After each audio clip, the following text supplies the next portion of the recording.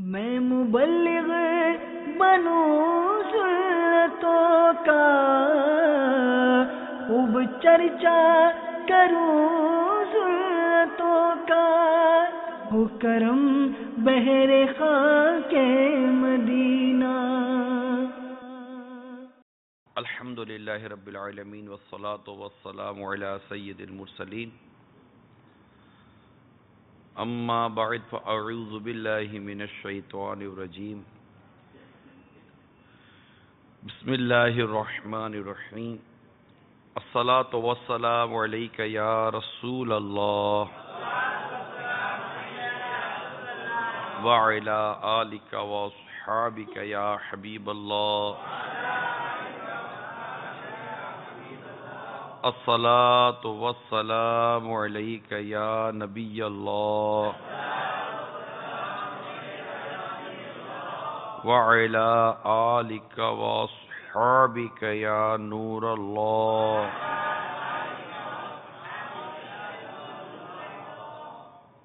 فرمان مصطفیٰ صلی اللہ تعالی علیہ وآلہ وسلم ہے، مجھ پر درود پاک کی کثرت کرو، بے شک یہ تمہارے لیے طہارت ہے۔ صلو علی الحبیب صلی اللہ تعالی علیہ وسلم۔ آج ہم جس مبارک شخصیت کا تذکرہ کرنے جا رہے ہیں وہ سیدنا صدیق اکبر رضی اللہ تعالی عنہ ہیں، اور یہ وہ عالی شان صحابی ہیں رضی اللہ تعالی عنہ کے اعلی حضرت امام اہل سنت، عظیم البرکت، عظیم المرتبت، پروان شمعی رسالت، امام عشق و محبت، امام احمد رضا خان علیہ رحمت الحنان فرماتے ہیں کہ اولیاء کرام فرماتے ہیں کہ پوری کائنات میں مصطفیٰ صلی اللہ تعالی علیہ وآلہ وسلم جیسا کوئی پیر نہیں اور ابو بکر صدیق جیسا کوئی مرید نہیں۔ یہ فتاوی رضویہ میں اعلی حضرت نے نقل فرمایا ہے۔ اللہ تعالیٰ نے حضرت سیدنا صدیق اکبر رضی اللہ تعالیٰ عنہ کو بہت پیارے پیارے اوصاف عطا فرمائے۔ یوں تو کتابیں بھری ہوئی ہیں آپ کی مبارک سیرت کے مختلف پہلوؤں سے، لیکن ذہن میں یہ آیا کہ کچھ ایسے آپ کے اوصاف، آپ کی صفات، آپ کے کمالات، آپ کی عادات اور اطوار اس طرح کی کچھ بیان کی جائیں جس سے معاشرے میں موجود برائیوں پر قابو پایا جا سکے۔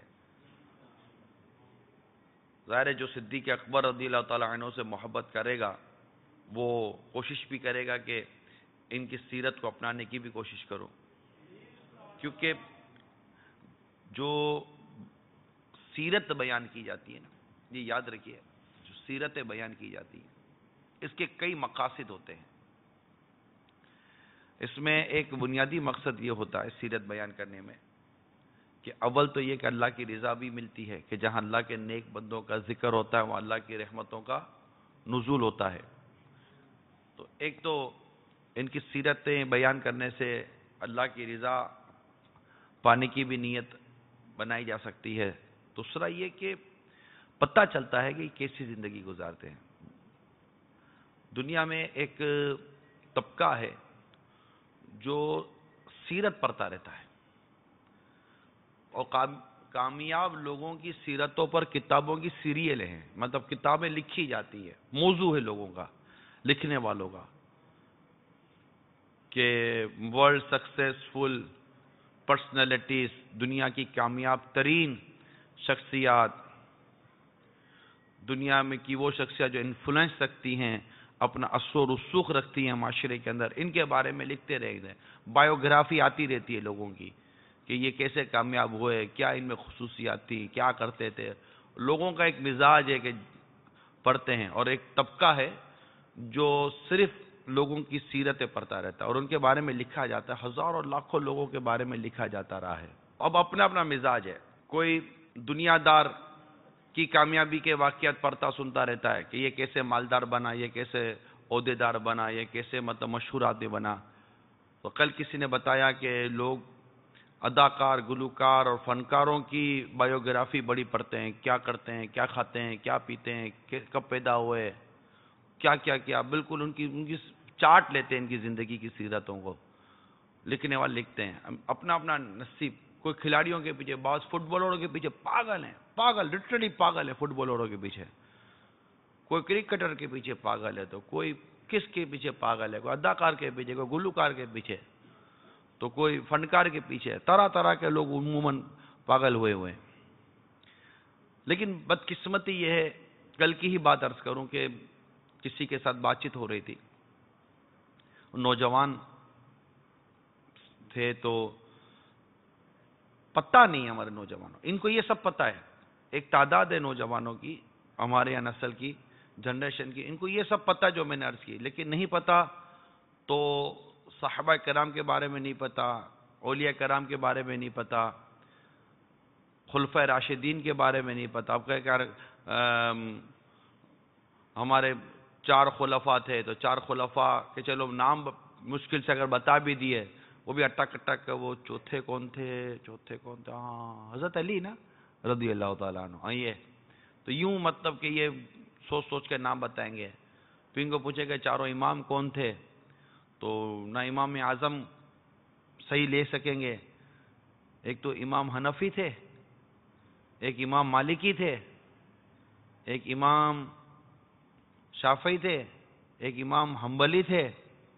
اب حنبل سے حنبلی ہوا، حنیفہ سے حنفی ہوا، مالک سے مالکی ہوا. یہ نہیں ان کو بیچاروں کو پتا ہوتا. بھائی یہ چل رہی ہوتی ہے ان کی گاڑی. کب پیدا ہوئے کچھ نہیں پتا. ایک سے بات ہو رہی تھی، ان کو یہ نہیں پتا تھا کہ امام اعظم امام ابو حنیفہ رحمۃ اللہ تعالیٰ علیہ پہلے پیدا ہوئے کہ غوث پاک رضی اللہ تعالیٰ عنہ پہلے پیدا ہوئے. تو کسی کو یہی نہیں پتا کہ ہجری 1 سال کو کہتے ہیں اور صدی 100 سال کو کہتے ہیں. ایسا مطلب کہ وہ یہ ایکسپیرینس ملتے ہیں جب لوگوں سے بات کرتے ہیں. اس طرح کی جب معلومات منتقل کرنے، شیئر کرنے کا موقع ملتا ہے، تو لوگوں کی بہت بنیادی معلومات کا پتہ چلتا ہے کہ لوگوں کو معلومات نہیں ہوتی. اب مذہبی لوگوں میں اٹھنے بیٹھنے والوں کی معلومات کا یہ حال ہوتا ہے. تو جو بالکل دور ہی ہیں، بلکہ معاذ اللہ ثم معاذ اللہ مذہبی لوگوں سے دور رہنے کا جن کا مزاج ہے، ان کی معلومات کا کیا حال ہوگا. اس لیے سیرت پر کتابیں، جو مکتبۃ المدینہ نے کافی سیرت پر کتابیں شائع کی ہیں، اور صحابہ کرام علیہم رضوان کی سیرتوں پر کتابیں شائع کی ہیں. الحمدللہ صحابیات کی سیرت پر کتابیں شائع کی گئی ہیں. میری مدنی التجا ہے عاشقان رسول سے، برائے کرم مطالعہ کرنے کی عادت پیدا کریں.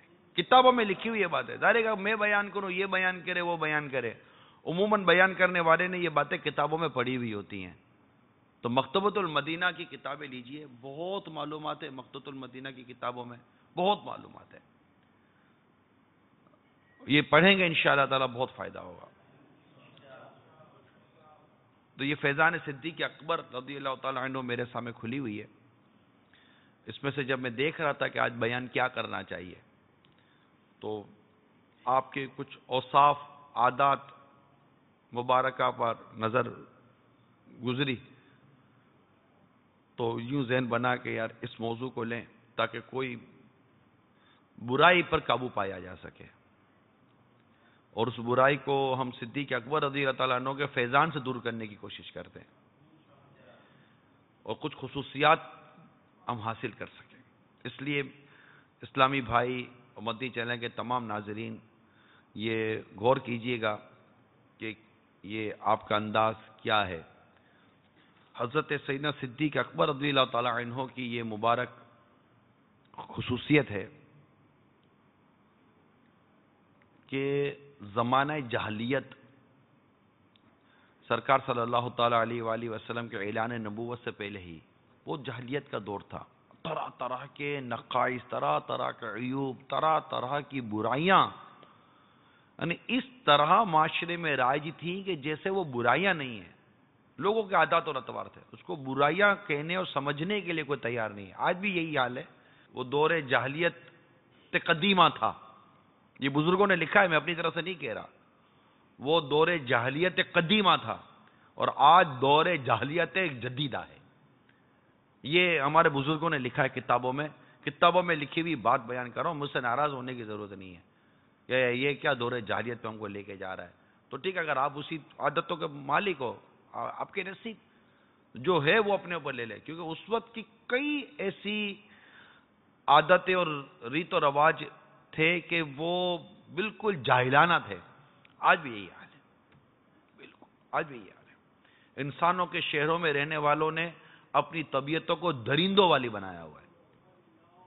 ایک دوسرے کو نوچتے ہیں، ایک دوسرے کو کاٹ کھاتے ہیں، ایک دوسرے کو مطلب چھوڑنا نہیں ہے. ہر کوئی جیسے کہ وہ بدماش بنا ہوا ہے، ہر ایک مطلب نارملی جنرلی بات کر رہا ہوں. آپ کہیں سڑک پر گاڑی لے کے جائیں تو کوئی دن دہاڑے سڑک کے بیچ میں رکشہ لے کر کھڑا ہوا ہے اور آپ کو نکلنے بھی نہیں دے رہا. آپ کی گاڑی، آپ اس کو اشارہ کر رہے ہیں، یار نکلنے دو یار. اب وہ رکشہ لے کر دن دہاڑے سڑک کے اوپر کھڑا ہوا ہے. کیا ہے؟ اب ہم کو آواز بھی نہیں آتی ہوتی. کیا ہے؟ اور بدماشی کرتے ہیں یار. اور جس کو دیکھو لڑنے کے لیے تیار ہے کہ بس اس کو تھوڑا سا اشارہ کرو تو وہ لڑ پڑے گا آپ سے. اور معذرت کے ساتھ سچی صحیح مطلب میں اپنی کیفیت درج کر رہا ہوں. ہم جیسا آدمی ان کو دیکھ کر دل ہی دل میں ہنستا ہے. یہ بیچارہ پتہ نہیں کیا ہو گیا اس کو. آدمی عاجزی اختیار کرے، تواضع اختیار کرے، انکساری اختیار کرے کہ یار میری غلطی ہے، میں سڑک کے بیچ میں کھڑا ہوا ہوں یار، معذرت. آپ بھی چلو کھڑا بھی اگر ہے بالفرد تو تھوڑا بول دو نا یار، دو منٹ. کیا عجیب طبیعت ہے، عجیب طبیعت ہے. کیا ایسا مطلب کہ وہ مطلب آپ کسی کو ہارن مارو کہ یار راستہ دے دو، ایسا مڑ کے دیکھے گا جیسے ابھی گاڑی سے نکلے گا، کیل والے دانت نکالے گا اور آپ کو گاڑی سمیت کھا جائے گا. ارے کیا ہو گیا یار. ہر کوئی جیسے کہ وہ اپنے آپ کو وہ بدماشی سمجھنے لگا، میں یوں میں یوں. اور یہ ساتھ دیکھے گا انکساری، عاجزی، تواضع، خود کو چھوٹا دکھانا اور اس طرح کی چیزیں نہیں ہیں یار. تڑی آوازی. اور جس کو دیکھو تڑی بدماشی میں لگا ہوا ہے، باڈی بلڈر بنا پڑا ہوا ہے کہ ابھی جیسے کہ یہ آئے گا تو گاڑی سمیت بندے کو اٹھا لے گا. ابھی اٹھائے گا تو پتا چلے گا کہ اس کا اٹھانا دور کے ہلا بھی نہیں سکے گا. بس دماغ خراب ہو گیا قوم کا. یہ میں آپ کو جو آتے جاتے سڑک پر جو بعض اوقات ماحول نظر آتا ہے نا، میں اس کے حساب سے عرض کرتا ہوں. کبھی دنیا میں آتے جاتے ہوئے کسی جگہ پر جو ماحول نظر آتا ہے نا، وہاں پر جس انداز سے یہ قوم اپنا مزاج بنا کر بیٹھی ہوئی ہے، اور پتہ نہیں ٹی وی نے دماغ خراب کیا ہے، کوئی ڈرامے نے دماغ خراب کیا ہے، کوئی فلموں نے دماغ خراب کیا ہوا ہے. بتاتے ہیں بعض نوجوان، یہ باتیں بھی ہوئی ہے، بتاتے ہیں بس آج کل ایسا ہو گیا تو یوں باڈی بنتی ہے، تو یوں یہ بنتا ہے، تو آج کل یہ ہو گیا ہے، بالکل وہ ٹرینڈ تبدیل ہو گیا. تو یہ دماغ خراب ہو گیا قوم کا بھی کہ یار یہ چلو جو ٹی وی پر آتا ہے نا، یہ بھی اپنے بھی ایسا. اب تو تھپڑ مارے گا ایسا گرے گا کہ اٹھنے کا نام بھی نہیں لے گا. جو مارے گا وہ بھی غلط کرے گا. مطلب حالات ایسے ہو گئے. تو یہ پلیز اپنے اندر کوئی عاجزی پیدا کرو یار، عاجزی پیدا کرے. ہم اللہ کے عاجز بندے ہیں. ایک چلتے چلتے پیٹ میں گڑبڑ شروع ہوئی نا، بڑے سے بڑا تڑیا مارنے والا آدمی بھی کونے میں بیٹھا ہوا ہوگا، پیٹ پکڑ کر کے چیخے مارتا رہے گا. کیا ہوگا؟ ارے پیٹ میں ایسی مروڑ، ایک چھوٹی سی مروڑ آئے گی نا، ساری ایکڑی نکال دے گی. اللہ سے ڈرو یار، اللہ سے ڈرو. عاجزی کرو، عاجزی کرو، تکبر نہ کرو، غرور نہ کرو. اپنے آپ کو اپنی پھاں میں نہ آ جاؤ یار. اللہ نے اگر تمہیں خوبصورتی دی ہے، اللہ نے دی ہے. تم ابھی کیا خوبصورت خود سے ہو؟ تم کو اللہ نے کو صحت، تندرستی، جان، مال، شہرت، منصب کچھ دیا تو اللہ نے دیا ہے یار. اللہ نے دیا ہے یار. اچھا خاصا غریب آدمی پیسے والا بنتا ہے تو بالکل وہ آنکھیں کہتے ہیں نا، آنکھیں اوپر نہیں کرتا، آدمی پیچھے لے لیتا ہے. بالکل اس کی انداز، اس کی طبیعتیں بدل جاتی ہیں. انکساری نام کی چیز نہیں، عاجزی نام کی چیز نہیں. اگر میرے صدیق اکبر رضی اللہ تعالیٰ عنہ کی عاجزی کے کیا کہنے ہیں، کیا عاجزی تھی. اللہ تعالیٰ ان کی عاجزی کا صدقہ نصیب فرمائے. آؤ یار اتنا پیارا واقعہ سناتا ہوں آپ کو میں. حضرت سیدتنا انیسہ یا انیسہ رضی اللہ تعالی عنہا سے روایت ہے، حضرت سیدنا ابو بکر صدیق رضی اللہ تعالی عنہ خلیفہ بننے کے 3 سال پہلے اور خلیفہ بننے کے 1 سال بعد بھی ہمارے پڑوس میں رہے. محلے کی بچیاں آپ کے پاس اپنی بکریاں لے کر آتی، آپ ان کی دل جوئی کے لیے ان بکریوں سے دودھ دھو کر نکال کے دیا کرتے تھے. حضرت سیدنا محمد بن سعد وغیرہ رضی اللہ تعالی عنہم بیان کرتے ہیں کہ جب آپ صدیق اکبر رضی اللہ تعالی عنہ خلیفہ بنائے گئے تو محلے کی ایک بچی آپ کے پاس آئی اور کہنے لگی اب تو آپ خلیفہ بن گئے، اب ہمیں دودھ دھو کر تو نہیں دیں گے. قربان جاؤں میرے آقا صدیق اکبر پر رضی اللہ تعالیٰ عنہ. ارشاد فرمایا کیوں نہیں، اب بھی میں تمہیں دودھ دھو کر دیا کروں گا، اور مجھے اللہ کے کرم سے یقین ہے کہ تمہارے ساتھ میرے رویے میں کسی قسم کی کوئی تبدیلی نہیں آئے گی. چنانچہ خلیفہ بننے کے بعد بھی آپ ان بچیوں کو دودھ دھو کر دیا کرتے تھے. ہے کوئی بھائی؟ نہ تھوڑا سا پیسہ آ جائے تو جب تک کہ ڈرائیور گاڑی نہیں کھولے گا صاحب گاڑی کی سیٹ پہ نہیں بیٹھے گا. ہاں یہ بس آدھے سے چیز گھومتی ہے، دماغ گھومتا ہے.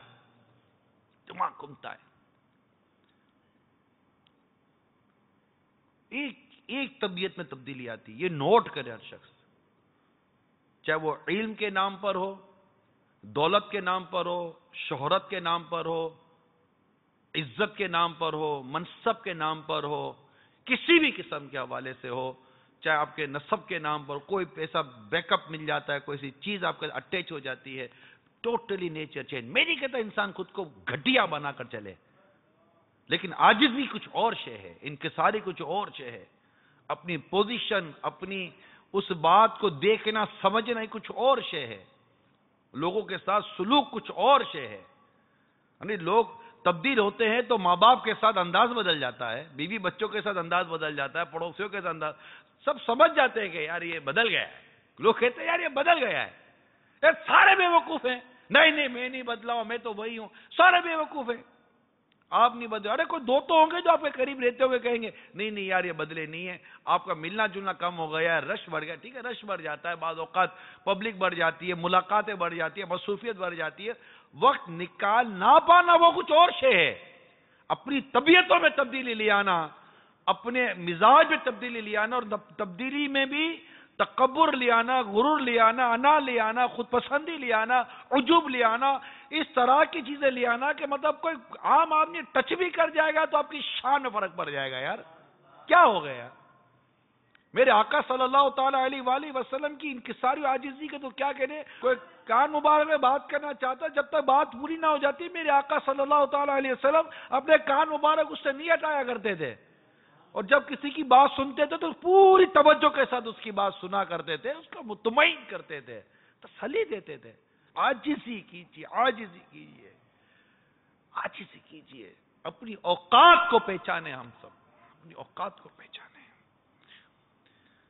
نوٹس لیجئے، نوٹس. صدیق اکبر رضی اللہ تعالیٰ عنہ نوٹس لیتے تھے، ان کی طبیعت پہ نوٹس لینا تھا. محسوس کرتے تھے، حساس طبیعت تھی کہ مطلب مجھے کوئی خصوصیت دی جا رہی ہے. نہیں پسند کرتے تھے، خصوصیت دینے کو بھی پسند نہیں کرتے تھے. حضرت سیدنا مہران رضی اللہ تعالیٰ عنہ سے روایت ہے کہ حضرت سیدنا ابو بکر صدیق رضی اللہ تعالیٰ عنہ کی خدمت میں ایک شخص نے حاضر ہو کر یوں سلام عرض کیا، اے رسول اللہ صلی اللہ علیہ وسلم کے خلیفہ، آپ پر سلام ہو. آپ رضی اللہ تعالیٰ عنہ نے نہایت تعجب کے ساتھ ارشاد فرمایا، اتنے لوگوں میں تم نے صرف مجھے خاص کر کے سلام کیا؟ یعنی آپ نے بڑی عاجزی، انکساری اور تواضع کے طور پر ارشاد فرمایا، اور گویا کہ آپ نے اس بات کو پسند نہ فرمایا کہ بڑی مجلس میں سب کو چھوڑ کر مجھے سلام کیا. کیا وجہ ہے؟ سب کو سلام کیوں نہ کیا؟ نوٹس لیا نا آپ نے، نوٹس لیا. حالانکہ اب خلیفۃ الرسول ہے، ہمیں کوئی امپورٹنس نہ دے تو ناراض ہو جاتے ہیں یار. ہمیں کوئی امپورٹنس نہ دے، ہمیں کوئی مطلب کہ کوئی ہمارے آنے کا کوئی نوٹس نہ لے، ہم فیل کرتے ہیں اس کو. بس صدیق اکبر رضی اللہ تعالیٰ عنہ نے بھی فیل کیا, نوٹس لیا, اس چیز پر لیا کہ مجھے امپورٹنس کیوں دی تم نے. بڑی مجلس سے بیٹھا ہوں, سب کے ساتھ سلام کرتے, مجھے خاص طور پر مجھے سلام کیا. یہ جو واقعہ میں بیان کر رہا ہوں, یہ واقعہ فیضان صدیق اکبر رضی اللہ تعالیٰ عنہ کے صفحہ نمبر 92 پر ہے, 92, صفحہ نمبر 92 پر. کیونکہ یہ سرکار صلی اللہ تعالیٰ علیہ وآلہ وسلم کی عاجزی کو, آپ کی انکساری کو, آپ کی تواضع کو یہ دیکھتے رہے ہیں.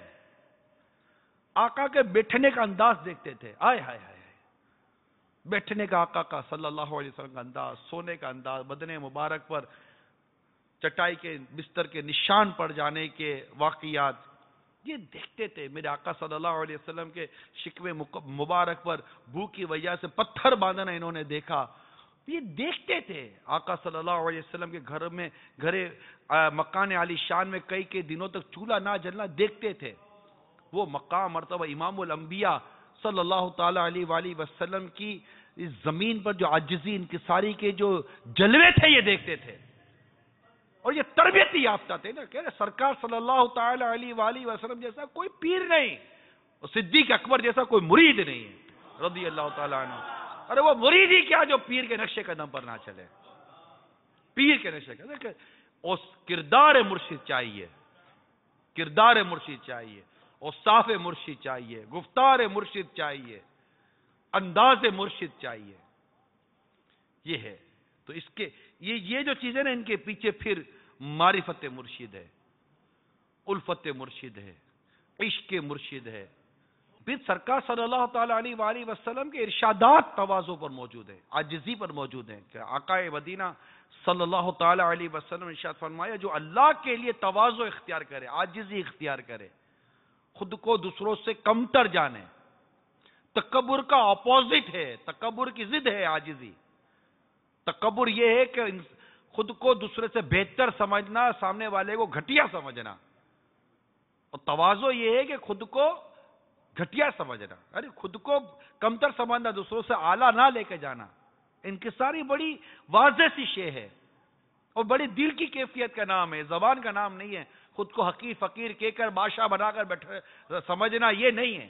اگر حقیر فقیر کہنا ہے تو حقیر فقیر بن کے بھی تو دکھاؤ نا, حقیر فقیروں والا انداز بھی تو اختیار کرو نا. اور اس کا تعلق صرف لباس سے یا بولنے سے نہیں ہے, واقعی دل عاجزی کا نام ہے. ورنہ بندہ چٹائی اور سادگی پر بیٹھ کر بھی تکبر کر سکتا ہے, فقیرانہ لباس پہن کر بھی تکبر کر سکتا ہے, تصوف کا نام لے کر بھی تکبر کر سکتا ہے. یہ اصل عاجزی انکساری اور یہ تکبر وغیرہ سب قلب کی کیفیت کا نام ہے. ہمارے قلب میں کیا صورتحال ہے وہ اس پر بات کی جائے گی. یہ علامتیں ضرور ہیں عاجزی کی, انکساری کی, تواضع کی, مگر انسان اپنے قلب میں جھانک کر دیکھے کہ کیا واقعی تواضع عاجزی انکساری کرتا ہے. کوئی کچھ کہہ دے تو اس کی کیفیت کیا ہو جاتی ہے, کوئی نوٹس نہ لے کیا کیفیت ہو جاتی ہے. یہاں تو دعوت صحیح نہ ملے تو لڑنا شروع کر دیتے ہیں, کھڑے کھڑے دعوت, بیٹھ کر دعوت کیوں نہیں دی, بیٹھ کر دیتا. یہ کو آنے کا ٹائم تھا دعوت دینے کا. داماد, وہ تو داماد کی تو بالکل گھمی ہوئی ہوتی ہے, داماد تو داماد ہوتا ہے, میں داماد. اب داماد ہو تو کیا ہوا, کوئی سونے کی اینٹیں لگ گئی تمہارے اندر. داماد ہو تو کیا ہو گیا, داماد ہو تو اور انکساری کرو. تم کو ایک ٹائٹل ایسا ملا کہ اس ٹائٹل والے کے لیے تکبر میں پڑنے کے چانسز بڑھ جاتے ہیں, تم تو اور عاجزی اختیار کرو. ہم لڑکے والے کے ماں باپ, ارے لڑکے والے کے ماں باپ ہو تو عاجزی اختیار کرو. بیٹی دے دی ہے تو وہ صرف وہی عاجزی, وہ عاجزی نہیں کر رہا, وہ ڈر رہا ہے. وہ عاجزی نہیں کر رہا, وہ بھی ڈر رہا ہے, تمہارے شر سے ڈرتا ہے. عاجزی اختیار کرو. ارے عاجزی اختیار کرو کہ لوگ آپ کے شر سے, خوف سے آپ کی عزت نہ کرے, آپ کی محبت کی وجہ سے آپ کی عزت کرے. لوگ ڈر کر عزت کرتے ہیں اور ہم سمجھتے ہیں کہ ہماری عزت ہے. ارے نا, عزت نہ, تھوکتے بھی نہیں ہے تمہاری کردار کے اوپر, صرف تمہارے شر کی وجہ سے تمہاری دھگوسری قسم کی عزت کی جاتی ہے, دکھانے کے لیے عزت کی جاتی ہے, ورنہ ان کی نسلیں مٹا دی جائیں گی, ان کی عزتوں کی بکیاں اکھیڑ دی جائیں گی اگر یہ تمہاری عزت نہ کرے, تمہاری واہ واہ نہ کرے, تمہارا چرچا نہ کرے. سے نہیں ہے. ارے عزت تو اللہ کے نیک بندوں کی، اولیاء کرام کی ہوتی ہے، ان کے شر کی وجہ سے نہیں ہوتی. ان کے حصے میں جو خیر ہے نا، وہ خیر کی برکتیں لینے کے لیے لوگ ان کی عزتیں کرتے ہیں. اللہ کو راضی کرنے کے لیے لوگ ان کی عزتیں کرتے ہیں. الگ ہے، یہ دونوں سے الگ ہے. جو عاجزی کرتے ہیں، ان کی ساری کرتے ہیں، اللہ تعالیٰ کو بلندی عطا فرماتا ہے. اللہ جسے بلندی عطا کرے نا، اسے کوئی گھٹا نہیں سکتا، اسے کوئی گھٹا نہیں سکتا. تو گھٹائے کسی کے نہ گھٹائے نہ گھٹے. آقا صلی اللہ علیہ وآلہ وسلم کی شان میں لکھتے ہیں نا، تو گھٹائے کسی کے نہ گھٹائے نہ گھٹے، جب بڑھائے تجھے اللہ تعالیٰ تیرا. تعالیٰ کہتے وہ جس کی شان بہت بلند ہو، جس کی شان بلند ہے. جب وہ کسی کو بلندیاں دینا تو اس سے کوئی گھٹا نہیں سکتا. وہ کسی کو اٹھائے تو اس سے کوئی گرا نہیں سکتا، اور وہ کسی کو گرا دینا تو اس سے کوئی اٹھا نہیں سکتا. وہ جس کو عزت ہے اس کو کوئی ذلیل نہیں کر سکتا، اور وہ جسے ذلیل کر دے اسے کوئی عزت نہیں دے سکتا. عزت و ذلت اللہ کے دستے قدرت میں ہے. تم نے اپنی دغوسری اور کھوکھلی قسم کی پرسٹیج اور عزت بنا کے تم نے عزت پانے کی کوشش کی ہے. ارے خوشبو آ نہیں سکتی کبھی کاغذ کے پھولوں، جو سچائی چھپ نہیں سکتی بناوٹ کی اسی وجہ سے. ٹائم ہے اور ٹائم نہ دینا، لوگ امپورٹنس دیں گے. بہت ساری چیزیں ہیں جو ہم اپنے اندر پیدا کر کے بیٹھے ہوئے ہیں. عزت ملے، میرے کو عزت ملے. ارے بھوکے ہو کیا عزت کے؟ بھوکے ہو گئے ہو عزت کے؟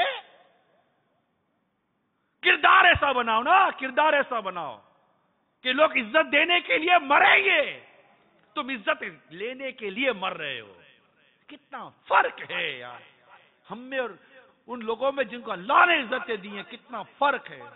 لوگ عزتیں لینے کے لیے مر رہے ہیں، اور بعض وہ ہے جن کی لوگ عزت کرنے کے لیے مرتے پڑتے ہیں کہ ہم ان کی عزت کر کے کوئی دنیا اور آخرت کی عزت پالیں گے، ان کی تعظیم کر کے دنیا اور آخرت کی کوئی عزت پالیں گے. ایسے لوگ ہیں.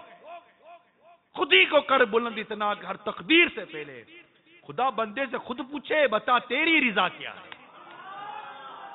اعلیٰ حضرت امام علیہ السلام دیکھتے نا، رضا جو دل کو بنانا تھا جلوہ گاہ حبیب، تو پیارے قید خودی سے رہیدہ ہونا تھا.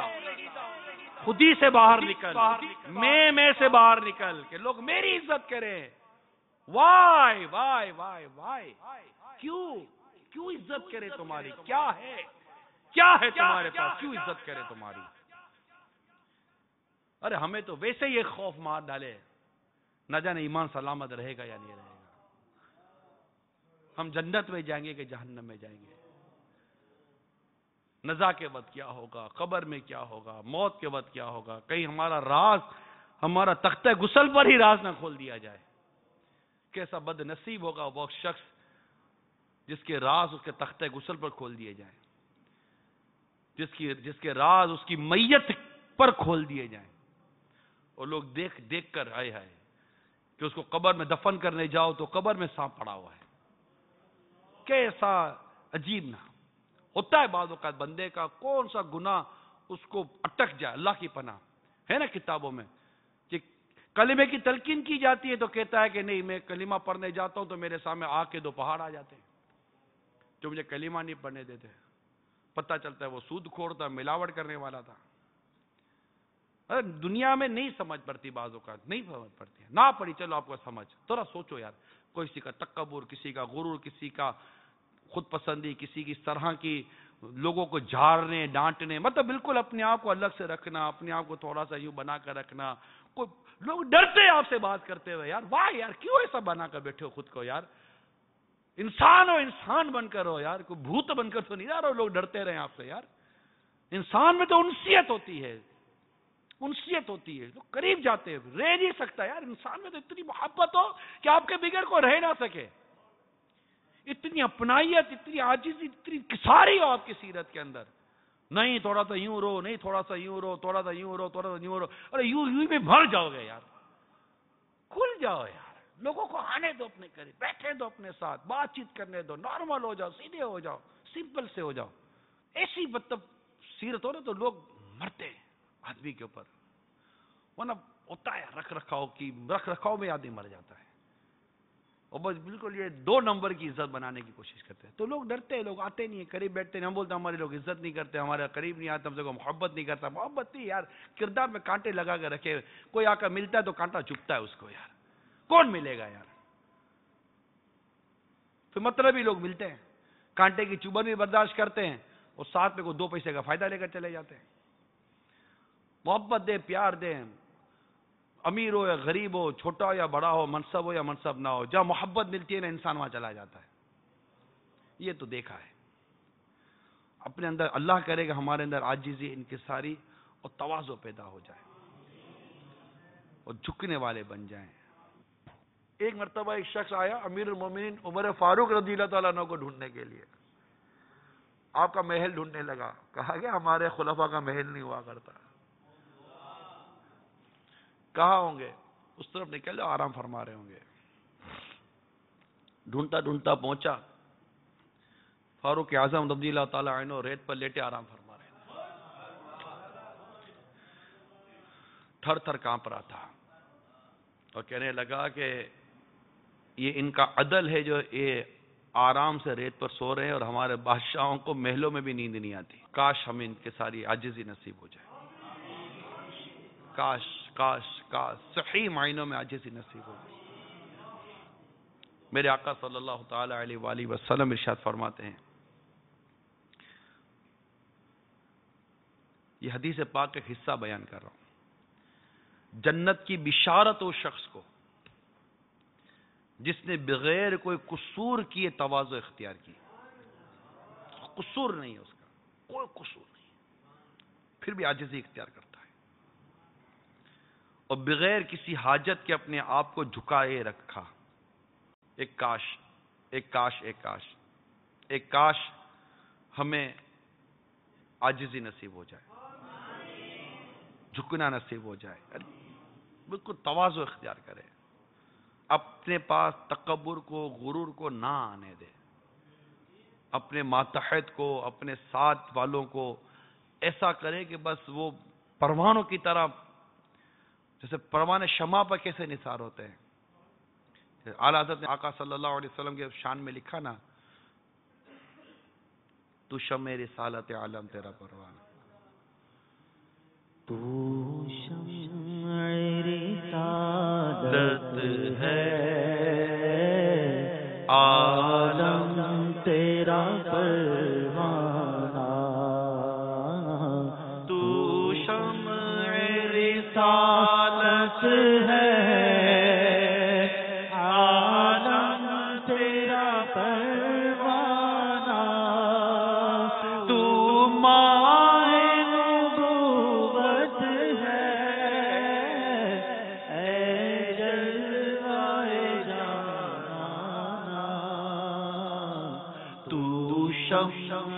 رسالت ہے آقا.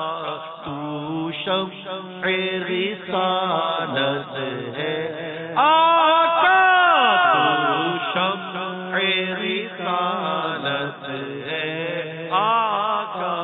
تو شمع رسالت ہے، عالم تیرا پروانہ. ایسی شان تھی. ارے صحابہ کرام میرے آقا صلی اللہ علیہ وسلم کو دیکھے بغیر جن کا گویا کہ جینے کا تصور نہیں تھا. دیکھتے رہنا، ملتے رہنا. اور صدیق اکبر رضی اللہ تعالیٰ عنہ نے اپنی پسند بیان کی نا، آپ کو کیا پسند ہے؟ فرماتے آقا کو دیکھتے رہنا، ان پر مال خرچ کرنا اور ان کے ساتھ رہنا، ان کی رفاقت، ان پر خرچ کرنا اور انہیں دیکھتے رہنا. 2 تمنائیں تو ایسی پوری ہوئی یار غار بن کر کہ ان کے سوا کوئی دیکھنے والا بھی نہیں تھا اور ان کے سوا کوئی ساتھ رہنے والا بھی نہیں تھا. رفاقت بھی ایسی کہ رفاقت بھی ناز کرے، زیارت بھی ایسی کہ زیارت بھی ناز کرے. صدیق اکبر رضی اللہ تعالیٰ. اور مال ایسا خرچ کیا کہ آقا صلی اللہ علیہ وسلم خود فرمائیں کہ ابو بکر کے مال نے جتنا مجھے فائدہ دیا کسی اور کے مال نے نہ دیا. تینوں تمنائیں ان کی جو پوری ہوئی، تینوں پسند جو ان کی پوری ہوئی، یہ ان کا حصہ تھا. آقا کو تکتے رہنا، آقا کی زیارت کرتے رہنا صلی اللہ تعالی علیہ وسلم. محبت اتنی تھی آقا صلی اللہ علیہ وسلم میں، عاجزی اتنی تھی، تواضع اتنی تھی، اتنی تواضع تھی، اتنی تواضع تھی. ایک تعظیم کی وجہ سے، ایک ادب کی وجہ سے، ایک مقام و مرتبے کی وجہ سے ایک کسی شخص کے بارے میں ایک حجاب ہوتا ہے، اور ایک دل پر ایک روب اور ایک دبدبہ طاری ہوتا ہے، وہ ایک الگ شے ہوتی ہے. تو شفیق و کریم پیر سے بھی مرید بات کرتے ہوئے 10 دفعہ سوچتا ہے کہ یار حالانکہ شفیق ہوتا ہے پیر، کریم ہوتا ہے پیر. جو پیر شفیق و کریم ہوتا ہے وہ ہمارے پیر صاحب نہ ڈانٹتے، نہ جھاڑتے، نہ بولتے، کچھ بھی نارمل ہے الحمدللہ. اور اگر کبھی کوئی ایسی بات نکل جائے ان کی زبان سے کہ ان کو لگے کہ اگلے کو برا لگ گیا ہو، سب کے بیچ میں ہاتھ جوڑ کے معافی مانگنے والے ہیں. پیر ہو تو ایسا.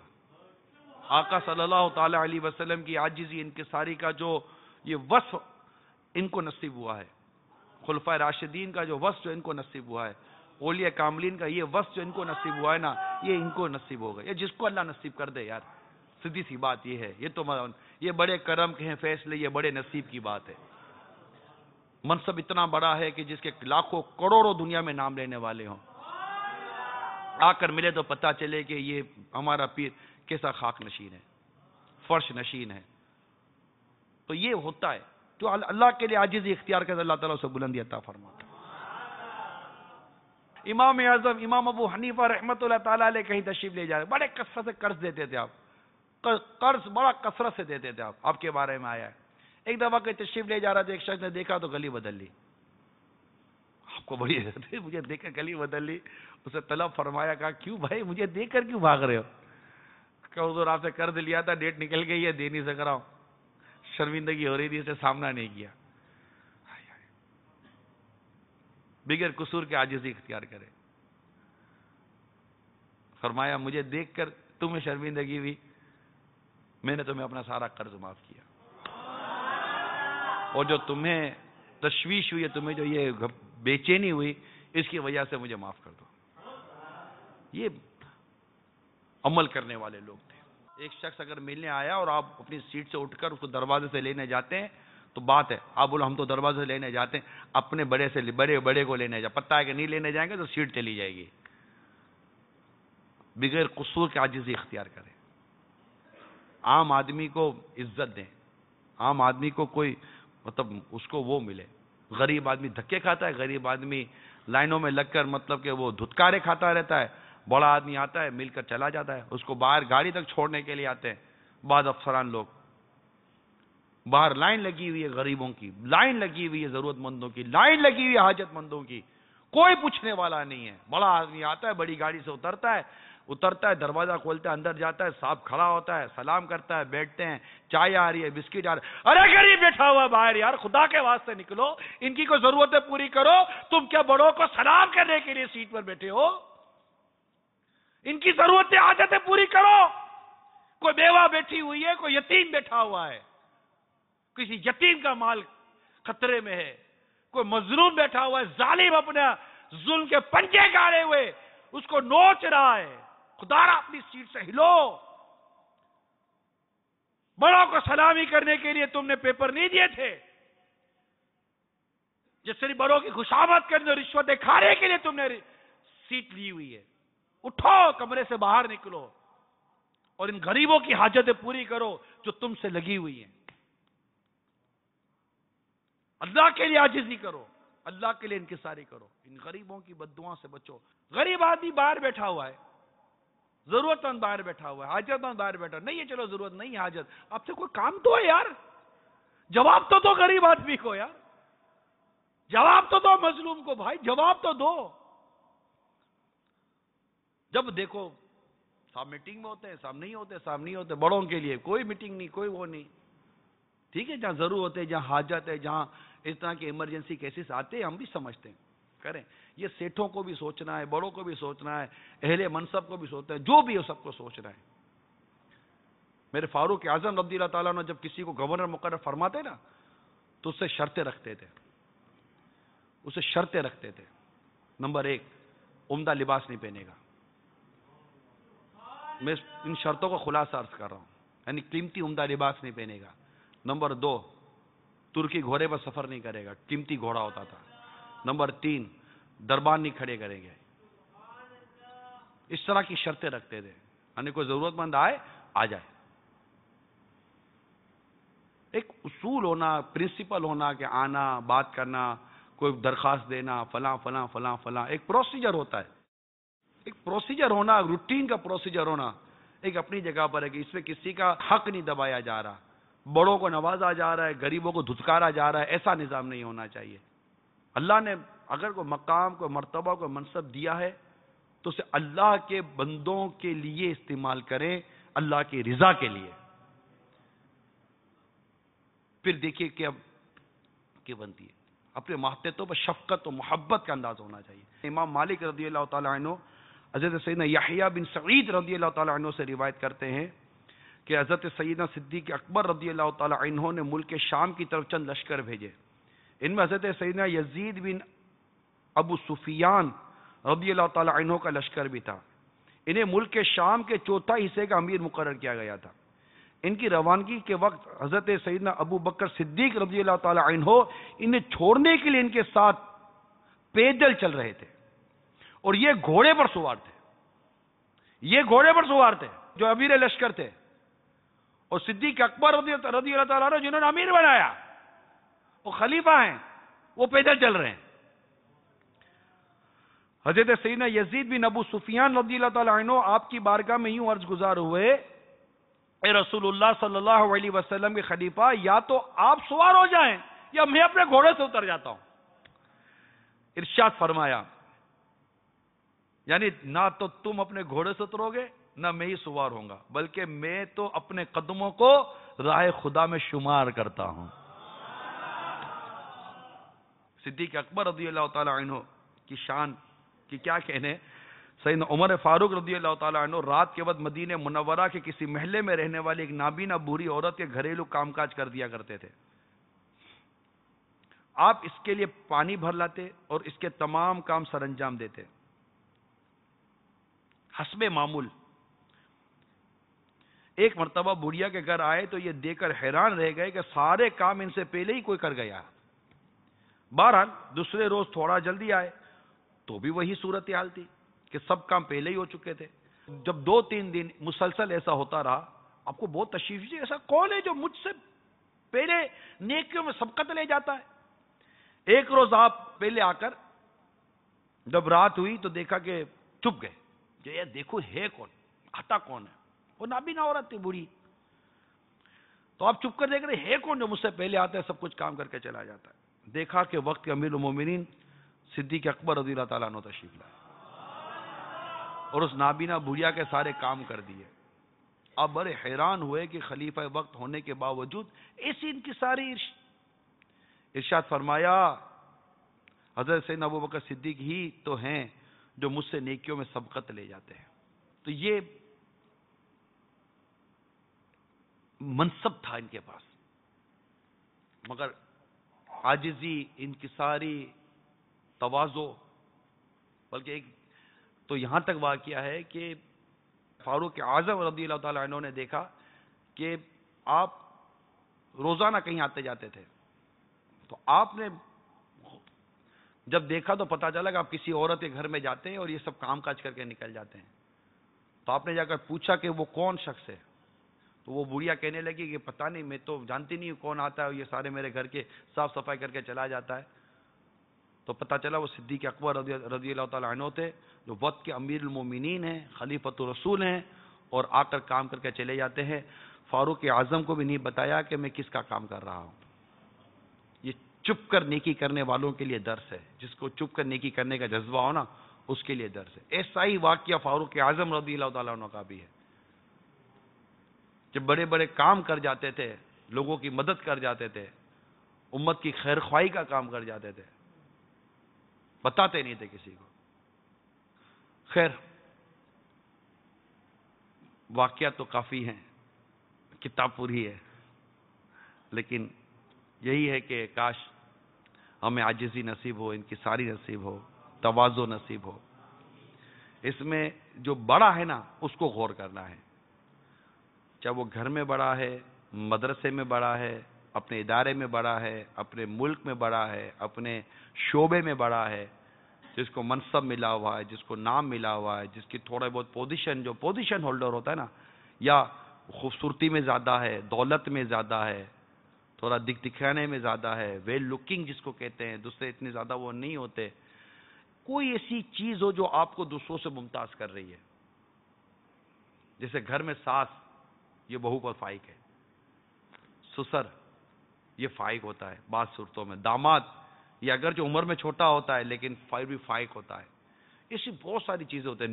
اسی طرح تنظیموں میں، اداروں میں، ریاستوں میں، شعبوں میں، چاہے سرکاری غیر سرکاری ادارے ہوں، جو بھی ہے، آفس میں سیٹ یہ فائق ہوتا ہے، سیٹ ہے نا، عاجزی کہتے ہیں ان کے ساتھ. کیا ہوگا اگر سیٹ اٹھ کر ملازمین کے ساتھ بیٹھ کر لنچ کر لے گا؟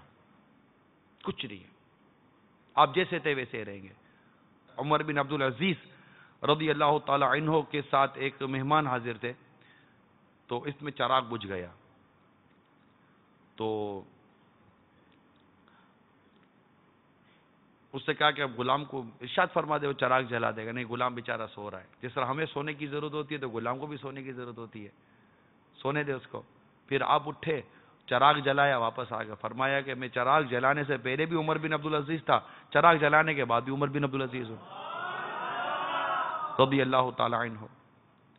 تو اگر کوئی ایسا بڑا آدمی سیٹ یا آفیسر ہے، اپنے ملازمین کے ساتھ بیٹھ کر کھانا کھا لیتا ہے، تو کھانا کھانے سے پہلے بھی وہ سیٹ ہی تھا، کھانا کھانے کے بعد بھی وہ سیٹ ہی رہے گا. یہ ہے الگ بات ہے کہ ملازمین کے دل میں اس کی عزت بڑھ جائے گی. اگر تکبر و غرور ہوا تو وہ کٹ جائے گا. یہ ہمارے خلفائے راشدین مسجد میں جا کر جماعت کے ساتھ نماز پڑھتے تھے اور امامت کروایا کرتے تھے. آپ کو تھوڑا سا کچھ مل جاتا تو آپ اپنے چیمبر، اپنی آفس سے یا اپنے اس سے دفتر سے نکلنا اپنی کثرت شان سمجھتے ہیں. اٹھیے اور نماز پڑھیے اسٹاف کے ساتھ، ملازمین کے ساتھ، لیبر کے ساتھ، اپنے ورکرز کے ساتھ. کیا حرج ہے؟ شعر تو آپ کو بڑا یاد ہوگا، ایک ہی صف پہ کھڑے ہو گئے محمود اور ایاز، نہ کوئی بندہ رہا نہ کوئی بندہ نواز، میں سیٹھ صاحب، میں نہیں نکلتا آفس سے باہر. شعر تقریر کا موقع مل جائے تو آپ یہ شعر سب سے پہلے سنا دو گے اور محمود ایاز کا واقعہ بھی بھول جاؤ گے. تو یہ نہیں ہوتا. اللہ ہمیں عاجزی، ان کے ساری تواضع عطا فرمائے. یقین مانے ایک شخص، یہی فیضان مدینہ کا واقعہ ہے، اوپر امیل سنت کی نماز عشاء کے لیے ہم پہنچے تھے. تو عموماً امیل سنت اقامت کے لیے جس جگہ پر آ کر کھڑے ہوتے ہیں سنتیں وغیرہ ادا کرنے کے بعد موقع ملنے تو وہاں ایک بڑے عمر کے بوڑھے اسلامی بھائی، وہ پہلی مرتبہ غالباً اوپر آئے تھے، تو وہ وہاں بیٹھ گئے تھے جہاں امیل سنت اقامت کے لیے کھڑے ہوتے ہیں. عموماً جو اقامت کے لیے عموماً جگہ ہوتی ہے، وہ وہاں بیٹھ گئے تھے. ان کو نہیں اندازہ تو کچھ بھی نہیں پتا تھا. ایک اسلامی بھائی ہمارے ساتھ تھے، میری باپا کے ساتھ ہی تھا، مگر وہ ایک اور اسلامی بھائی ہمارے ساتھ تھے. انہوں نے اس بڑے میاں کو ہٹایا. امیل سنت کو ایسا جھٹکا لگا، آپ نے پہلے تو اس سے معافی مانگی، کیونکہ وہ مسجد کی جگہ کس کی ہوتی ہے؟ اللہ کا گھر ہے. یہاں عاجزی نہیں کرو گے تو کہاں کرو گے؟ اسے معافی مانگی. اس کو بھی احساس دلایا گیا آپ نے کیا کیا. انہوں نے معافی مانگی. پھر امیل سنت نے ان کو تحفہ دیا، پھر کچھ اور کیا، پھر مسکراہٹ دی، یہ سب کچھ کیا اور اس کو راضی کرنے کی کوشش کی. وہ اس کی موج لگ گئی. سیدھی سمپل سی بات ہے کہ موج لگ گئی. کسی کی خطا اس کے لیے عطا ہو گئی، اس کی موج لگ گئی. اب پھر امیل سنت نے اس معاملے مدنی پھول دیا کہ بھئی یہ مسجد تھی، صف تھی، میرے لیے جگہ نہیں تھی. میں پیچھے چلا جاتا، میں یہاں چلا جاتا، میں وہاں کھڑا ہو جاتا، میں ادھر کر لیتا، میں ادھر کر لیتا. اس کو اس جگہ سے ہٹانے کی کیا وجہ تھی؟ کیوں ہٹایا اس کو وہاں سے؟ اتنی کہتے نا، وہ ایک دل کو ٹھیس لگی. کل کو ایسی تقریب وہ محسوس ہو رہی تھی، وہ 30 جو ایک چبھن جو ہوتی ہے نا دل کے اندر، وہ محسوس ہو رہی. بعض وقت ہوتا ہے کہیں ہم جا رہے ہوتے ہیں، کسی کو کھڑا کر دیتے، اٹھا. ارے بھائی کیوں اٹھا رہے ہو؟ کوئی بادشاہ آ رہا ہے، کوئی شہنشاہ آ رہا ہے. وہ کوئی بادشاہ اور شہنشاہ ہو تب بھی اٹھانے کی کیا ضرورت ہے یار؟ جو سویا ہو اس کو سونے دو، جو کھڑا ہو اس کو کھڑے رہنے دو، بیٹھا اس کو بیٹھے رہنے دو. بعض لوگوں کی طبیعت ہوتی ہے، آگے بڑھتے تو ایسا کرتے، اور ٹھیک ہے کہیں اس چیز کو پسند کیا جاتا ہوگا، میں دعوت اسلامی میں ان چیزوں کو پسند نہیں کیا جاتا. جو واقعی دعوت اسلامی والا ہوگا وہ اسے پسند نہیں کرتا. اس کو دعوت اسلامی نے عاجزی انکساری کا درس دیا ہے، اب وہ نہیں لیتا اس کی مرضی ہے، اس کے نصیب. ورنہ دعوت اسلامی کے ماحول میں عاجزی انکساری کا درس موجود ہے کہ ہمارے پیر صاحب کے کردار ہمارے سامنے موجود ہے.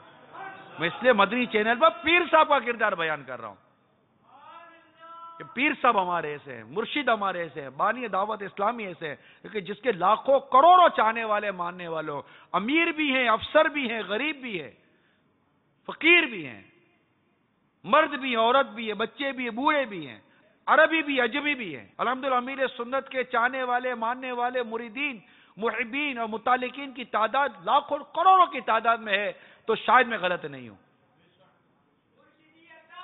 تو ان کا کردار جو ہے نا، ان کا کردار یہ اپنانے کی ضرورت ہے. یہ میں اس لیے عرض کر رہا ہوں آپ کو کہ کتاب کے ساتھ ساتھ آپ کو وہ باتیں عرض کر رہا ہوں کہ جن باتوں میں مطلب پریکٹیکل سامنے چیزیں ہیں کہ ایک شخص کے بعد منصب بھی ہے، عزت بھی ہے، مقام بھی ہے، مرتبہ بھی ہے، مریدین بھی ہیں. اتنے بڑے پیر صاحب ہیں یار، اتنے بڑے پیر صاحب ہیں، اتنے بڑے پیر صاحب ہیں، اللہ تعالیٰ کی ایب کروڑ رحمت ہو. لیکن الحمدللہ ان کی ساری عاجزی دیکھی ہے.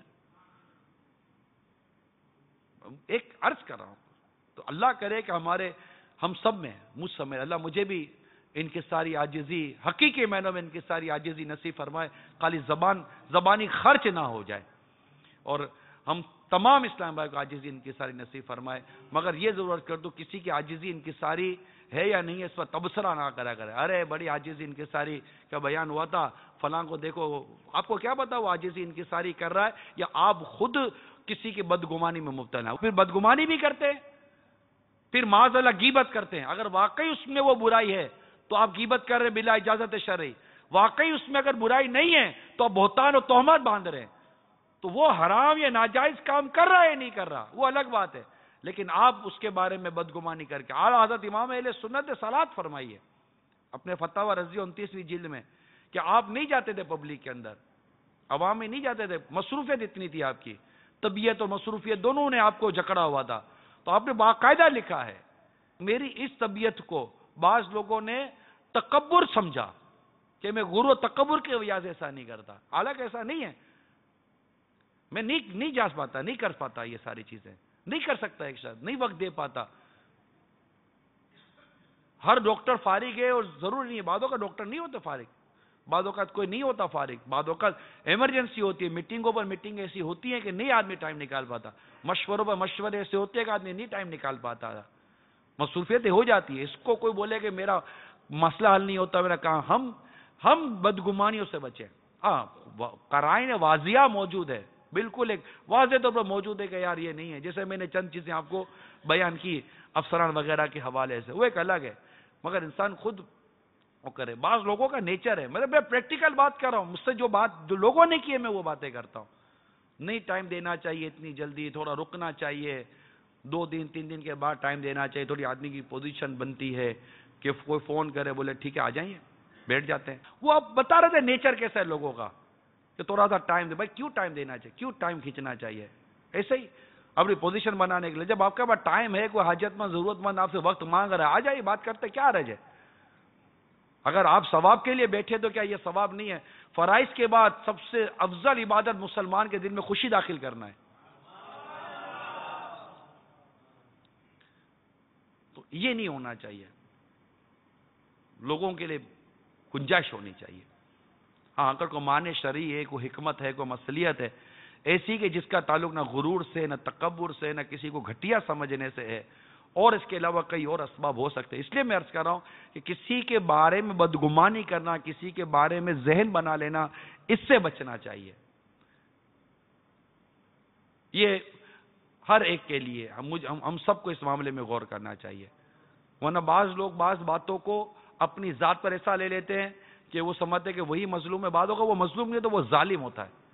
دوسروں کو اتنی تنقید کا اور اتنی اس کے ساتھ اس کی دل آزاری کا، اپنی مظلومیت کے نام پر اتنا سامنے والے کو وہ ٹارچر کرتا ہے، سامنے والے کو وہ غیبتیں کرتا ہے، اس کے بارے میں عجیب باتیں کرتا ہے کہ حقیقت میں وہ مظلوم نہیں رہا ہوتا.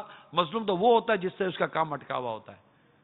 وہ ظالم ہوتا ہے، اس کو نہ ہلنا ہے، نہ جلنا ہے، نہ کام کرنا ہے، نہ پروسیس میں جانا ہے، کچھ بھی نہیں کرنا. ایسے کئی لوگ ہوتے ہیں جو کھائی نہ کھائی تکلیف دے رہے ہوتے ہیں کسی کو، کھائی نہ کھائی تکلیف دے، اپنے نیچر کی وجہ سے، اپنے کردار کی وجہ سے، اپنی منفی سوچ اور اپنی سوئی اٹکی ہوئی طبیعت کی وجہ سے،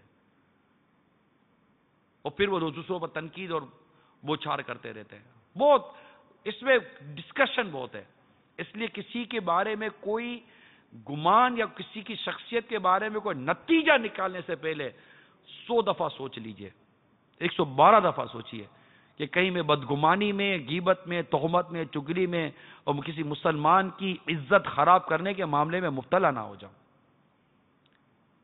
یہ گھر والے گھر میں بیٹھے ہوئے سوچیں، اداروں میں، تنظیموں میں، ریاستوں میں، ہر جگہ پر، دفاتر میں، آفیسز کے اندر، جہاں جہاں بھی لوگ جمع ہوتے ہیں، ہر ایک سوچے، بھائی بھائی کے بارے میں سوچے، بہن بہن کے بارے میں سوچے، ہر کوئی ایک اس طرح سوچے کہ میں نے عاجزی، تواضع بھی اختیار کرنی ہے، اور میں نے بدگمانی اور کسی پر تہمت اور بہتان اور غیبت سے ہی بچنا ہے. کہ غیبت کے خلاف جنگ، نہ غیبت کریں گے، نہ غیبت سنیں گے. محبتوں کے چور کفر مدین، انشاءاللہ سر پہ امامہ، رخ پہ داری، سر پر زلفیں، اکثر نظریں، حیا سے نظریں، انشاءاللہ شیطان کے خلاف جنگ، مسجد برو تحریک، جھوٹ کے خلاف جنگ. صلو علی الحبیب صلی اللہ علیہ وسلم. ایک حدیث بہت پیاری ہے، بیان کر دیتا ہوں شان صدیقی میں. حضرت سیدنا ابو ہریرہ رضی اللہ تعالیٰ عنہ سے روایت ہے کہ بارگاہ رسالت صلی اللہ تعالیٰ علیہ وسلم میں حاضر سیدنا جبرائیل امین علیہ السلام نے سرکار صلی اللہ تعالیٰ علیہ وآلہ وسلم کی خدمت میں عرض کیا، اس رب کی قسم جس نے آپ کو مبعوث فرمایا ہے، سیدنا ابو بکر صدیق رضی اللہ تعالی عنہ زمین کی نسبت آسمانوں میں زیادہ مشہور ہیں، اور آسمانوں میں ان کا نام حلیم ہے، یعنی حلم والا. حلم والا بردبار کہتے ہیں، جو ٹھہرا ہوتا ہے اس کی. اللہ تعالیٰ حلیم ہے، یہ صفت ہے اللہ تعالیٰ کی کہ وہ فوراً گرفت نہیں فرماتا، اپنے بندوں کو مہلت دیتا ہے، وقت دیتا ہے. تو اللہ تعالیٰ نے صدیق اکبر رضی اللہ تعالیٰ عنہ کو بردباری عطا فرمائی تھی. اللہ عمل کرنے کی توفیق عطا فرمائے. تو یہ کتاب فیضان صدیق اکبر رضی اللہ تعالیٰ عنہ لازمی مکتبۃ المدینہ سے لے، اس کو گھر میں رکھیں. اس میں اتنا مواد ہے، بالخصوص مبلغین کے لیے اتنا مواد ہے کہ لیتے رہے، پڑھتے رہے. آپ اس میں سے کتنے باتیں سب سال بھر ذکر صدیق کریں رضی اللہ تعالیٰ عنہ. اسی طرح عاشق اکبر کتاب ہے. اسی طرح اور میں نے عرض کی کہ خلفائے راشدین پر کتابیں، رسالے کتابیں امیر اہل سنت کے بھی موجود ہیں، علمیہ نے بھی لکھ کر دی ہیں. تو مکتبۃ المدینہ سے لیں اور اس کا مطالعہ کریں. مطالعہ کرنے کی پیار اسلامی عادت پیدا کریں، نیکی کی دعوت دیں. جس گھر میں مدنی چینل نہیں چل رہا، بڑے بڑے گھر ہیں، یقین مانیں بڑے بڑے گھر، نہیں ان کی توجہ ہوتی کہ کوئی مذہبی چینل، مدنی چینل، وہ مخصوص ان کے چینل ہوتے ہیں، وہ گناہوں بھرے، اور وہ دیکھتے رہتے ہیں. ایک دفعہ ان کو بولا دیکھ تو لو یار، چلو ہفتے کو مدنی مذاکرہ دیکھ لو یار، انشاءاللہ میرے باپا کے جلوے نظر آئیں گے گھر کے اندر، انشاءاللہ مدینہ مدینہ ہو جائے گا. تو مدنی مذاکرہ دکھا دیا، تو یوں وہ انشاءاللہ چینل ترغیب تو دلائیں. ہم نے تو مختلف شہروں اور علاقوں میں اب تو وہ بھی لگا دیے تشہیری بورڈ. تو یہ اب الحمدللہ تشہیر تو ہو رہی ہے، بہت بڑی تعداد دیکھ رہی ہے، مگر ایک تعداد ہے جو نہیں دیکھ رہی، وہ نہیں، ان کا ذہن نہیں ہوتا. تو گناہوں سے لوگوں کو نکال کر ان کو نیکیوں والی جگہ پر لا کر بٹھانا جو ہے نا، یہ ایک کام ہے. اور یہ شیطان کے ساتھ زبردست لڑائی کا ایک انداز ہے، اور شیطان کے خلاف جنگ. تو یوں ایک ایک کو نیکی کی دعوت ہے، اس میں تھکے نہیں. آپ اپنا ٹارگٹ اور ہدف لیں، موبائل فون لیں، میسیجز کریں، ہر ہفتے میسیج کریں مدنی مذاکرہ کا. جتنے بھی اس وقت عاشقان رسول سن رہے ہیں، اللہ آپ کو توفیق نصیب کرے، ہر ہفتے میسیج کریں، نئے نئے لوگوں کو میسیج کریں. آپ کے پاس کارکردگی ہونی چاہیے. الحمدللہ اس ہفتے اتنے نئے لوگوں کے گھر میں ہم نے مدنی چینل آن کروا دیا, شروع کروا دیا, ٹیون کروا دیا, وہ سب کچھ ہو گیا. مدنی چینل اب دیکھ رہے ہیں. انشاءاللہ تعالی آپ دیکھیں گے کہ ان کے گھر میں پیار, محبت, امن, یہ آپ کو دعائیں دیں گے یار. ایسے کئی لڑکیاں اور عورتیں ہوں گی جو جینس کی پینٹیں پہنتی ہوں گی اور برقع پردہ نام کی کوئی چیز نہیں ہوگی, لیکن مدنی چینل نے انہیں برقع پوش اسلامی بہن بنا دیا ہوگا.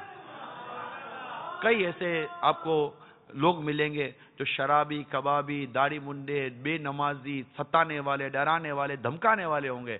آج دعوت اسلامی نے انہیں سنتوں کا مبلغ بنا دیا. ان کے گھروں میں کیا کیا نہیں ہو رہا ہوگا. آج دعوت اسلامی نے ان کے گھروں میں فیضان سنت کا درس شروع کروا دیا. کتنے ایسے ہوں گے جن کو قرآن کی ایک آیت صحیح پڑھنے نہیں آتی ہوگی. دعوت اسلامی نے انہیں درست قرآن پڑھنے والا, پڑھانے والا بنا دیا. بے نمازیوں کو تہجد گزار بنا دیا. رمضان کے فرض روزے چھوڑنے والوں کو الحمدللہ رجب اور شعبان کے روزے رکھنے والا بنا دیا دعوت اسلامی نے. الحمدللہ عز وجل. تو نہ جانے آپ کی کوشش کسی کے اندر کیا انقلاب پیدا کر دے. ہم ایسے ایسے علاقوں میں گئے ہیں, دنیا کے بعض ممالک میں سفر ہوا, ایسے ایسے علاقوں میں گئے ہیں جہاں دعوت اسلامی کے مبلغ نہیں پہنچے, مدنی چینل پہنچا ہوا ہے. اور مدنی چینل کے ذریعے یہ اجتماع میں آئے. الحمدللہ وہاں دعوت اسلامی کا کام شروع ہو جاتا ہے. مدنی چینل پہنچا ہوا ہے. کئی ایسے دور دراز دنیا بہت پھیلی ہوئی ہے, دنیا بہت پھیلی ہوئی ہے, اتنی پھیلی ہوئی ہے کہ کیا بیان کروں. اتنی بڑی دنیا ہے, اتنے دنیا میں علاقے ہیں. آپ سوچو کہ اس وقت ہمارا نماز کا جو ٹائم ٹیبل ہے, سافٹ ویئر ہے اوقات, نماز کے اوقات کا, اس ٹائم ٹیبل کے اندر 27 لاکھ سے زیادہ مقامات ہیں جہاں نمازوں کے اوقات ہیں, کہ اس کے 27 لاکھ سے زیادہ. تو اس ایک علاقے میں بھی اگر ہم جانے کی کوشش کریں جہاں نماز کے اوقات بیان کیے گئے, نام لکھا گیا ہے کہ یہاں ہے, تو آپ بتاؤ کہ کتنے دنیا کے اندر علاقے, مقامات, ملک اور شہر اور جگہ موجود ہیں. یہ دنیا بہت بڑی ہے. ایک تو ہر جگہ پہنچنے کے لیے آپ اپنے آپ کو تیار کریں. کیا مدنی قافلوں میں سفر کریں گے؟ ایک جگہ بیٹھے رہنے سے نہیں ہوگا. پاکستان میں الحمدللہ مبلغین کی اب بھی ایک تعداد ہے, اور دنیا کے کئی ممالک, مقام ایسے ہیں جن میں مبلغین نہیں ہیں, محبت کرنے والے ہیں, دعوت اسلامی کو چاہنے والے ہیں, بلکہ یہ چاہنے والے کہ یہاں کچھ ہو, لیکن وہاں مبلغین نہیں ہیں. اب مبلغین کا ملک و بیرون ملک سفر یہ بہت ضروری ہے. ایسے مدرسین, ایسے قاری صاحبان, ایسے امامت کے اہل, اور بالخصوص ان کے گھر میں اسلامی بہنیں بھی اگر دعوت اسلامی کے ماحول سے وابستہ ہیں, قرآن پڑھانے کا اور دیگر چیزوں کی ان میں صلاحیت موجود ہے, وہ رابطہ کرے ذمہ داران سے, وہ جائیں اور جا کر شہر و علاقے اور ملک کو سنبھالیں, جبکہ وہ دیگر شرائط پر پورے اترتے ہوں, اور جا کر ہجرت کریں. صحابہ کرام علیہم رضوان نے ہجرت کی مختلف ملکوں میں, شہروں میں. اسلام دور دور تک پھیلا. آج دنیا کے کتنے ممالک کے اندر صحابہ کرام علیہم رضوان کے قدم پہنچے ہیں. کئی ممالک میں آج بھی ان کے مزارات ہیں. عموماً آپ دیکھیں گے کہ کئی اولیاء کرام ایسے گزرے ہیں کہ جن کی پیدائش کسی شہر میں ہوئی ہے مگر ان کا وفات کسی اور شہر میں ہوئی ہے. اس شہر, جس شہر میں ان کی ولادت ہوئی ہے, عموماً اس شہر میں ان کا مزار نہیں ہوتا. کئی صحابہ کرام علیہم رضوان, ہزاروں شاید صحابہ کرام علیہم رضوان وہ ہیں جن کے مزارات مکہ مکرمہ اور مدینہ منورہ یا عرب شریف میں نہیں ہے, حجاز مقدس میں نہیں ہے, باہر ہیں, باہر ہیں, سفر کر گئے. یہ گھر والوں کو, بھی بچوں کو لے کر سفر کر گئے. پاکستان بھی بہت بڑا, اس کے بھی بہت سارے علاقے خالی ہیں. وہاں مسلمان گویا کہ جو درد مند مسلمانوں کا انتظار کرتا ہے. کئی مدنی چینل دیکھنے والے اس وقت شاید دیکھ اور سن رہے ہوں گے کہ وہ کہہ رہے ہوں گے کہ یار یہ دعوت تو دے رہا ہے, کاش ہمارے علاقے میں آ جائیں یار یہ لوگ. یہ میں آپ کو میرا گمان کے ساتھ میں آپ کو عرض کر رہا ہوں کہ جن شہروں میں ہم گئے ہیں وہاں یہ سوچتے رہتے ہیں بیچارے. چھوٹی سی ایک مسجد بنائی ہوتی ہے, نمازیں پڑھتے ہیں, لیکن ترستے تڑپتے کہ یار کوئی مبلغین آئیں گے، دیکی کی دعوت دیں گے، ہماری مسجد بھی آباد ہوگی، ہمارے بچوں کو قرآن پڑھانا ہے، ہماری اسلامی بہنوں کو قاعدہ قرآن اور اس طرح کی تعلیم دینی ہے، کچھ ہمیں نماز اور سیکھنے سکھانا ہے. نہیں، یہ کچھ صبر ہے، ان کو بھی دعوت دیتا ہوں، یہ آئیں، یہ یہاں آ جائیں فیضان مدینہ میں، یہاں سیکھ کر جائیں. ان کو بھی دعوت دیتا ہوں کہ بعض اوقات ہر کوئی نہیں آ سکتا. ان شہروں میں، ان ممالک میں رہنے والے بالخصوص میں درد مند عاشقان رسول کو دعوت دیتا ہوں کہ آپ اپنے شہر سے نکلیں اور پاکستان فیضان مدینہ میں رمضان گزار لیجئے.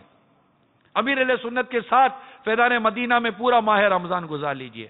یا مبلغین کی صحبت میں رہیے، مبلغین کے ساتھ رہیے، سیکھنے سکھانے کا سلسلہ رہے گا انشاءاللہ. 1 ماہ 2 ماہ تھوڑا عرصہ یہاں رہیے، یہاں سیکھیے، اسلامی بہنوں کو ساتھ لے کر آئیے. ان کا جو رہائشی کورس ہوتا ہے اس پہ وہ سیکھیں گی، وہ بنیں گی انشاءاللہ. پھر آپ جائیے، کوئی آئے یا نہ آئے، آپ جس شہر میں بیٹھے ہیں آپ بھی تو مبلغ بن سکتے ہیں.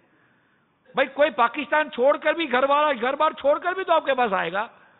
تو آپ اپنا ملک چھوڑ کر پاکستان آ جائیے، پھر واپس چلے جائیے. بھائی آپ بھی تو ایک ہی طرح کے معاشرے میں رہنے والے ایک فرد انسان ہے. جو بھی آئے گا وہ بھی ایک فیملی والا ہی آدمی ہوگا، گھر بار کاروبار کو چھوڑ کر ہی آئے گا. جب وہ سفر کا جذبہ لے سکتا ہے تو اس ملک میں بیٹھا ہوا ایک اسلامی بھائی سفر کا جذبہ کیوں نہیں لے سکتا؟